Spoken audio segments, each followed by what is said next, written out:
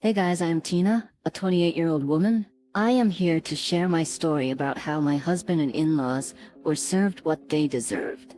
This happened a few months back, and the entire fiasco just died down recently. I'm still reeling from the emotional trauma, and thought sharing my story would help. 2 years ago, I made the biggest mistake of my life. I married my then boyfriend, Jake. Jake and I met through mutual friends and had been together for 3 years. He seemed to be a very fun and caring person who loved me to bits. He came from a wealthy family and also had a high-paying job. We immediately clicked due to our love for traveling, and soon we were seriously dating. All my friends thought he was a great guy and were genuinely happy about us. The relationship itself was super smooth. He was extremely caring and often gave me gifts to cheer me up on bad days. He even got me a new laptop on the day I graduated college. We often planned trips, and he insisted on paying for most of our expenses. Initially, I was extremely uncomfortable with Jake paying for me. Jake, you know I'm just a college student. I don't have much money to gift you good things. At least let us split the other expenses. There's no need for splitting everything, Tina. You know I love you, and I like to splurge on my girlfriend. Most of my friends pay for their girlfriends, so it's not a big deal. You need to loosen up a bit. Although Jake paid for a lot of our dates, I was still mindful of getting him gifts and taking him out on dates. They weren't as fancy as his gifts, but they were all I could afford back then. When I graduated college, I landed a very good job with great pay. I was super excited that I could finally pamper Jake with gifts and fancy dates. We even began splitting expenses evenly and were deciding to move in together. You can just move in with me, you know? I have a house which was my inheritance from Grandpa. You won't even have to pay rent, since it's already fully paid for.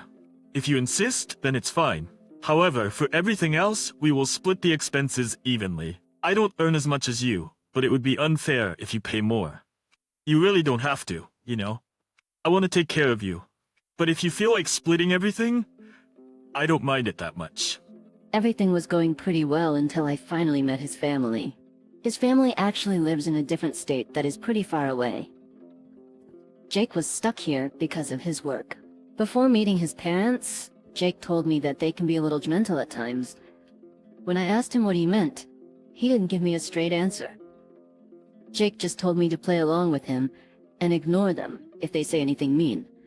While I was not too thrilled with this disclaimer, I tried to keep a positive mind. Every bit of positivity vanished when I finally met them. His parents and his sister were the ones who flew to meet us. Jake went to the airport to pick them up. I don't know what happened on the way, but when they arrived, they looked pretty annoyed. We sat down together and started to have a chat. I soon realized that they did not like me at all. So you are the woman Jake has been seeing? I definitely did not expect to see you in this house. Do you even pay rent? No, Sandra, I don't pay rent here. Jake told me that the house is already fully paid for, so I didn't need to pay rent. But we split all the bills evenly. Just because the house is paid for does not mean you can mooch off of him. This is his house and not yours. I hope you understand that and remember it for the rest of your life. I immediately felt weirded out by the conversation. Cassie didn't even try to talk to me. Instead, she kept glaring at me the entire time. When I asked Cassie about her life, she irritably said that she was married to a rich billionaire back home. I tried to include her in our conversation, but she just waved us off. The entire time, Jake did nothing to help me out. He just laughed with his parents and went along with their thoughts. Dave and Sandra both criticized me a lot during their stay. They thought I spent too much money on makeup and skincare. They said that I shouldn't buy nice things when I wasn't contributing enough to the household. They thought my stuff was coming out of Jake's pockets. I tried to reassure them about everything, but they didn't seem to believe me. It didn't help that Jake constantly said things against me, even when it wasn't true. You know, Tina was a struggling student when we met, so I had to pay for everything. She has a job now, but it's not enough to fund her luxury lifestyle. Jake, we split our bills, remember? I buy my stuff. I'm confused. Why are you saying these things? I lived a simple life before and even after we started a relationship. I don't have any interest in luxury goods or brands. The only luxury products I have were gifted by you. Even then, I used to scold him for spending so much money. He simply said that a man of his status should always give expensive gifts. Now I realize it was done so that he can gloat to his friends about how much he had spent on me. When they left, I already had a bad taste in my mouth. I did ask Jake about what happened. He just shrugged it off and tried to play it down altogether. You're thinking too much, Tina. You should just take their words lightheartedly. They meant well. But what they said was disrespectful, Jake. I already feel bad for taking gifts from you in college. I'm trying to put in the same effort now. Relax, you're overreacting. They don't know everything, so let it be. 6 months went by, and Jake proposed to me. I was super happy because I genuinely loved him with all my heart.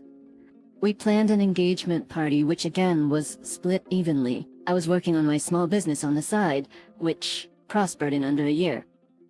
Jake knew about this and was happy for me. He never asked how much I made, so I never told him. To him, it was a small hobby that didn't bring in much money at all. To him, it was a small hobby that didn't bring in much money, if at all. However, I decided that it was time I started treating myself a little. That is why I decided on a big engagement party. Jake also went along with it just fine. We split all the expenses equally because it was an expensive party. I wanted Jake to meet my extended family, so I also paid for their plane tickets so that they could come. On the day of the engagement party, they said, You know, Tina, you shouldn't have splurged so much at this party. You were already draining Jake's account before you were even married. At this rate, you'll be out of money and have to settle for a backyard wedding. I thought you were financially irresponsible. Turns out, for a backyard wedding. Yeah, I told her the party was over the top. It was so unnecessary to have your family fly in from other states. I can't believe how much this party cost. I can already feel my wallet getting lighter. What are you talking about? We mutually agreed to this party. I paid for my share of the party as well. It was your idea to include everyone so that we can meet them as a couple. You know, Tina, you insisted so much I couldn't say no. I usually don't mind spending, but Jesus, this party cost us a lot. So you've already started to manipulate my boy into paying money. Jake is so sweet, he just can't say no to you. You should have thought better. I can see I was right about what kind of girl you are. That's very disrespectful, Sandra. I didn't extort money out of your son. Having a big party was actually his idea first. We had countless discussions before we put down the money. I was so shocked by his behavior that I excused myself and took a breather. I went out to the lawn of the venue, only to find Cassie and her husband Jim laughing about me there. They didn't even stop when they noticed me. I felt that my engagement party was ruined. Jake was having a blast, while I had to deal with his family's judgments. Most of his extended family didn't even know that I work. They thought I was a jobless fiancé who was dependent on Jake. My mom then came over when she noticed how sad I was. Mom is extremely protective of me. She raised me as a single parent and knows how hard it is to manage finances. Another thing about my mom is that she doesn't take disrespect, even when it's directed towards her child.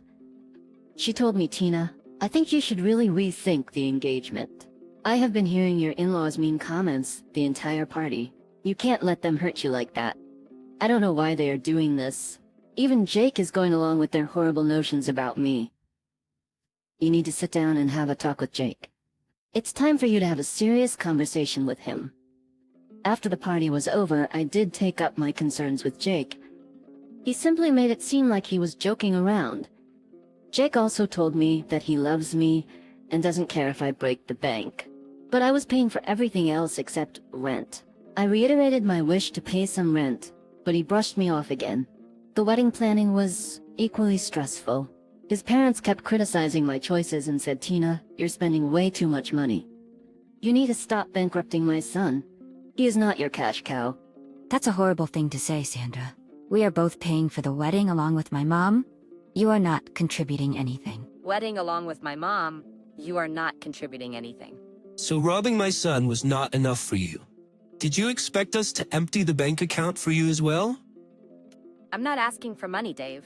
I'm simply telling you that we can pay for this wedding just fine. On the day of the wedding, Cassie also kept commenting on how I overspent on my dress and makeup.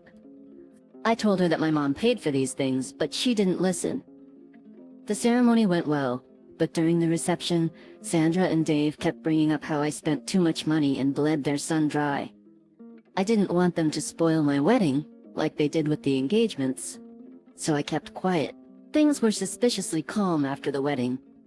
However, that would soon change, for me and his family. After a few months, Jake received a big promotion at work. He was looking forward to the promotion and wanted to celebrate it with family. Jake insisted on a big dinner party to which both sides of our family were invited. I was super happy for him and said, "I want this dinner to be extra special, Jake. I'm extremely proud of you and want to give you a little treat. I have decided that I will pay for the dinner party completely." Seriously? But where will you get so much money? Don't worry, Jake. My business is doing well, and I have a salary for my job. Plus, I finally gained access to a trust fund from my paternal grandfather. Jake was extremely happy about my decision and the fact that the party was on me. I even planned the entire thing so he didn't have to do anything. I booked a large venue and got the best caterers for the food. Everyone was impressed by what I had arranged. The ambiance was happy and cheerful. However, that was before his family arrived. They looked at the preparations and were not happy about it. I didn't understand what was wrong, since everyone else said it was perfect. It soon became clear what their problem was. During the speeches, Sandra stood up and loudly said, "I thank everyone for gathering here to celebrate my son. As you all know, he's an incredibly hardworking man and also very generous. He deserves this promotion completely. However, his luck just ended there. It is sad that out of all people, he was shackled down by a gold digger. I wish he had the foresight to see what his wife is. Then he wouldn't have to work so hard to fund her luxury life. Yeah, I'm sure it's now clear to everyone that his wife is a big spender. From the engagement party to this dinner, she pretty much emptied his accounts. I feel sorry for my poor boy. I'm glad he made Tina sign the prenup before the wedding. That was at least some of his assets would be saved." Seriously, the way my wife spends, you'd think we would be on the streets by now. Thankfully, I can earn enough to keep a trophy wife.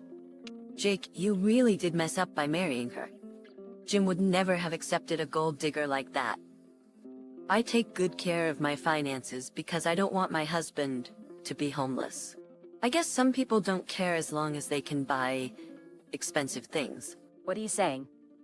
Do you guys think I am a gold digger? I mean, it must be clear to everyone by now. You know your lifestyle is quite damaging to my bank account. That's enough. Jake, why are you saying these things? You don't pay for my lifestyle. I do. I paid for the entire party by myself. You don't even give me gifts anymore. Oh my god, bro. This one is a gold digger and a liar as well. Everyone just kept laughing at what they said. At this point, I knew exactly what I needed to do. So I held my head high and said, Since I am such a gold digger to you, let me just show you my bank balance. I guess that will clear things up for you. I then showed everyone my bank balance. No way. You have to be lying. Did you steal my son's money? Tina, just look at this. She must have stolen from you. I don't need to steal money from your son. This is all my blood and sweat. Also, I recently got access to my trust fund. It was left to me by my grandfather. I was going to get a bigger house with it and surprise Jake. I guess that won't be happening anymore. What do you mean? We can still buy the house. It'll be a lovely gift. After watching you join your family and calling me names, this is not happening. Your family has been insulting me for too long. You never once stood up for me. Instead, you made up these lies about how I'm using your money. Listen, you're overreacting. No, I am not overreacting. All the people here know what your family has been calling me. They were here when you let them insult me during our engagement party. I will no longer tolerate this disrespect from you. I want a divorce. No, Tina, just listen to me. With that, we left the party. All the invitees were shocked and were whispering to each other. I realized that I had exposed him to his extended family, friends, and work colleagues. However, I didn't care anymore. I was done with him. All these years of crying because of their insults got to me. I couldn't live with him anymore. I deserve someone who respects me. Mom and I went straight to the house and collected my belongings. Jake kept blowing up my phone to try and talk to me. I simply muted it and kept going. I went to stay with my mother. When I made it home, I broke down as I started to realize what had happened. Even after giving me so much love, my marriage ended. But I wasn't gonna look back. The next day, I got in touch with my cousin, who is a lawyer. He was at the party, so he already saw it coming. I asked him to draw up divorce papers. Since we have a prenuptial, the split would be easy. I won't even have to give him money, even though I have a lot more than him now. Jake kept trying to contact me throughout the day. He and his family even showed up at my mom's place and said, "I need to talk to Tina. She can't leave me like this. Let me talk to her." You need to get off my property. She doesn't want to talk to you, let alone see your face. She has to talk to me. We won't leave until she comes out to talk. This is not over. Jake, go back. We are not having this discussion. I'm not giving you a chance. You and your family can eat rocks. Now get lost before we call the police. Jake went home but kept sending texts and voicemails. They ranged from sobbing to screaming and threatening me with harm. He said, "Tina, please don't do this to me. You know how much I love you. Please come back. I didn't mean to insult you." Forgive me. Tina, stop being stupid. I'm tired of your shit. If you get the divorce, I will take everything from you. Just wait and see. I stored all the recordings, just in case I needed a restraining order. I was a mess, and my mom helped me a lot. Jake even tried to show up at my office as a ditch effort. Good thing I informed the security beforehand, so he was dragged out immediately. It was then that I decided I would quit my job. Sure, it paid well, but my business was booming, and I didn't need a job. I wasn't interested in becoming a millionaire. I simply wanted to have a peaceful life, with dignity. So I served my notice that day itself. A week after, Jake was served divorce papers at his work. He was livid and showed up at my work again. Jake was then told that I had already quit. An ex-colleague of mine told me what happened. However, he didn't stop there. He kept sending flowers and gifts to my mom's address. We returned all those parcels. After another week, the harassment was so severe that I thought about relocating. I was going to buy a house anyway, so with the help of my mother, I found a good house in the next state. It was just perfect for me.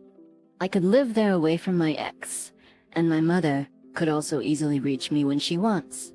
I am currently waiting for all my paperwork to be finalized. Since the prenuptial was solid, the judge granted the divorce fairly easily. We did go through 6 months of separation before the judge made the decision. However, I needed that time to get my stuff together. As soon as the divorce was finalized, I moved to my new home. I got a new number because Jake and his family were spamming my old one. From what I heard so far, Jake is a mess and is blaming his parents for ruining his marriage. Jake's professional life also took a hit. His colleagues didn't talk to him anymore, and his seniors are pissed at the bad publicity. It's a small community, so words travel fast. His parents are spreading rumors about me cheating on him. Thankfully, no one believed those lies. They have been telling people that I was a bad person. If these things escalated, I might think about suing for defamation. However, their words have only made them look bad in their community. On the other hand, I am doing extremely well. I am spending time bettering my business and finally getting to enjoy my life. I have even started going out and have been on a few dates. Jake did give me a lot of insecurities, so I am careful about getting committed too fast. However, I am hopeful I will heal in the future and finally find someone who will cherish me.